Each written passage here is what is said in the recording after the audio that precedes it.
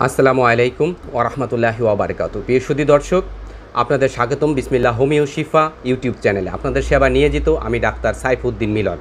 আজ আমি আলোচনা করব কাশি বা কফ এবং ব্রঙ্কাইটিস নিয়ে। কাশি কী? কাশি নিজে কোনো রোগ নয়, অন্য রোগের উপসর্গ মাত্র। যখন হঠাৎ উচ্চ স্বরে ফুসফুস থেকে বাতাস প্রচণ্ড বেগে বের হয়ে আসে, তাকেই কাশি বলা হয়। কাশি সাধারণত দুই প্রকার, সরল কাশি এবং শুষ্ক কাশি। সরল কাশি হচ্ছে আর্দ্র, যার সঙ্গে শ্লেষ্মা কফ থাকে, এবং শুষ্ক কাশিতে কোনো কফ বা জলীয় অংশ থাকে না।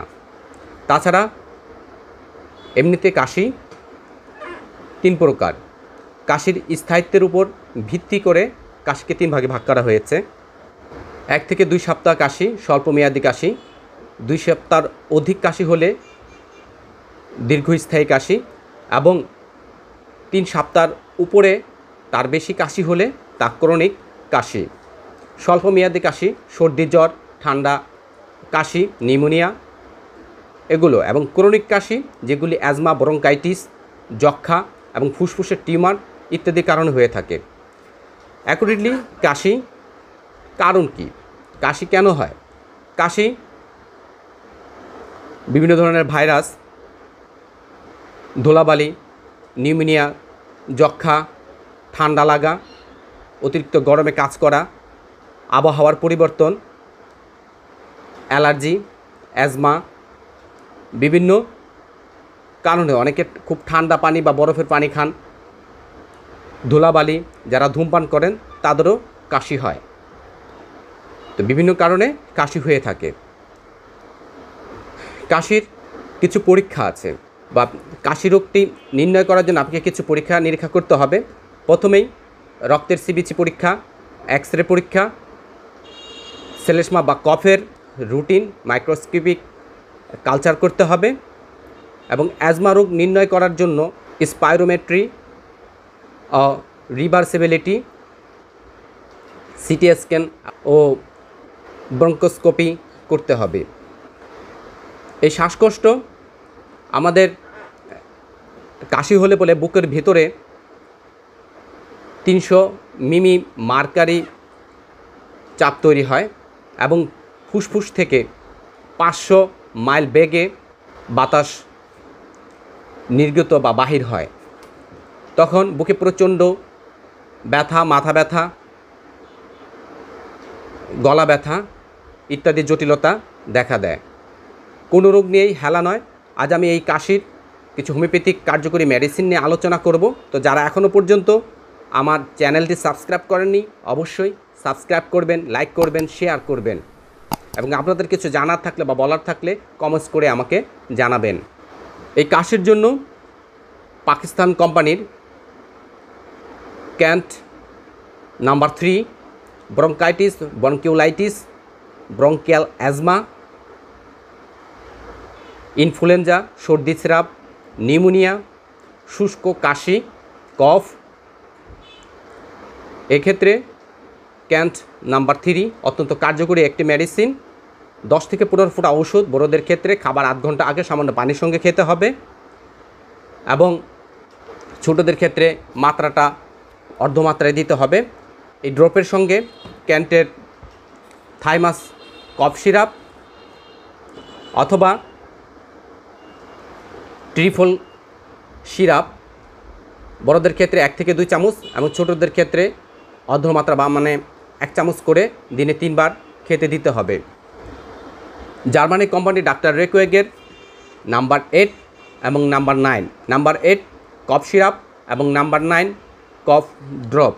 প্রণালী পথে শ্লেষ্মাজনিত কাশি, নাসাপথের পিছনের দিকে ফ্র্যাঙ্কসের রোগ, অ্যাকুইট এবং ক্রনিক ব্রঙ্কাইটিস, হোপিং কাশির সকল ক্ষেত্রে ডাক্তার রেকুয়েগের নাম্বার 8 এবং 9 অত্যন্ত কার্যকরী। এবং যক্ষার প্রকোপে যে কাশি হয় তা নির্মূলের জন্য অত্যন্ত কার্যকরী এবং কাশির সাহায্যে কফ বা শ্লেষ্মা বের করে দেওয়ার জন্য নাম্বার 8 এবং 9 অত্যন্ত ফলপ্রসূ মেডিসিন। কাশতে কাশতে বুকে ব্যথা, মাথা ব্যথা, ঘন ঘন কাশি, দম নিতে পারে না, চোখ মুখ লাল হয়ে যায়, দম আটকে আসে, হঠাৎ হাঁপানির প্রকোপ, খিঁচুনিযুক্ত কাশি, পেটে ব্যথা, কাশতে কাশতে অস্থির হয়ে যাওয়া, ক্লান্ত হয়ে যাওয়া, হুপিং কাশি, ধূমপানজনিত কাশি, কাশি, ক্রনিক ব্রঙ্কাইটিস, ফ্র্যাঞ্জাইটিস, গলা ব্যথা, স্বরযন্ত্রের সমস্যা, টার্কিরের সমস্যা, স্বর বসে যাওয়া কাশতে কাশতে, সাইনাসাইটিস, কেননা এটা অ্যালার্জিজনিত কাশি হয়, এরানটাইটিস। তো এই জাতীয় কাশিতে ডাক্তার রেকোয়েগের আর নাম্বার 8 কাশি সিরাপ এবং আর নাম্বার 9 কাশি ড্রপ। হুপিং কাশির তীব্রতার ক্ষেত্রে 1 ঘন্টা পর পর এই মেডিসিন যে কোনো একটি 10 ফোঁটা ওষুধ অথবা 1 চামচ সিরাপ খাওয়াতে হবে, অথবা 1 ঘন্টা পর পর পর্যায়ক্রমিক ডাক্তার রেকোয়েগের আর নাম্বার 8 অথবা আর নাম্বার 9 10 ফোঁটা করে ওষুধ অথবা 1 চামচ করে সিরাপ পর্যায়ক্রমিক অদল বদল করে খাওয়ানো যাবে এবং তীব্রতা কমে আসলে দিনে 3 ঘন্টা পর পর খাওয়াতে হবে। এবং অনির্ধারিত কাশির ক্ষেত্রে এই মেডিসিনটি 3 থেকে 4 বার 3 ঘন্টা পর পর 10 থেকে 15 ফোঁটা তো সামান্য পানির সঙ্গে খাওয়াতে হবে। এবং ক্রনিক বা অ্যাকুইট ব্রঙ্কাইটিস, তীব্র শ্বাসনালীর প্রদাহ কারণে কাশি, সেক্ষেত্রে এই মেডিসিনটি 10 থেকে 15 ফোঁটা ওষুধ 2 থেকে 3 ঘন্টা অন্তর অন্তর সেবন করতে হবে। একই রকমভাবে এই প্রবলেমগুলোর জার্মানির অ্যাডেল কোম্পানি নাম্বার 7 এবং অ্যাডেল কোম্পানির নাম্বার 83 সিরাপ অত্যন্ত কার্যকরী একটি মেডিসিন। হুপিং কাশি, ক্রনিক অ্যাকুইট ব্রঙ্কাইটিস, ধূমপানজনিত, অ্যালকোহলজনিত যাদের শ্বাসকষ্ট হয়, ধুলাবালির অ্যালার্জি থেকে শ্বাসকষ্ট, অ্যাজমা, ব্রঙ্কিওলাইটিস, ফ্র্যাঞ্জাইটিস, কাশতে কাশতে গলা ব্যথা, দম আটকে আসা, এ সমস্ত ক্ষেত্রে অ্যাডেল কোম্পানির নাম্বার 7 10 থেকে 15 ফোঁটা ওষুধ দিনে 3 বার খাবার 8 ঘন্টা আগে সেবন করতে হবে এবং পর্যায়ক্রমিক আপনি 83 মেডিসিনটি পর্যায়ক্রমিক সেবন করবেন দিনে 3 বার, 1 থেকে 2 চামচ ওষুধ এবং ছোটোদের ক্ষেত্রে অবশ্যই অর্ধমাত্রা সুইজারল্যান্ডের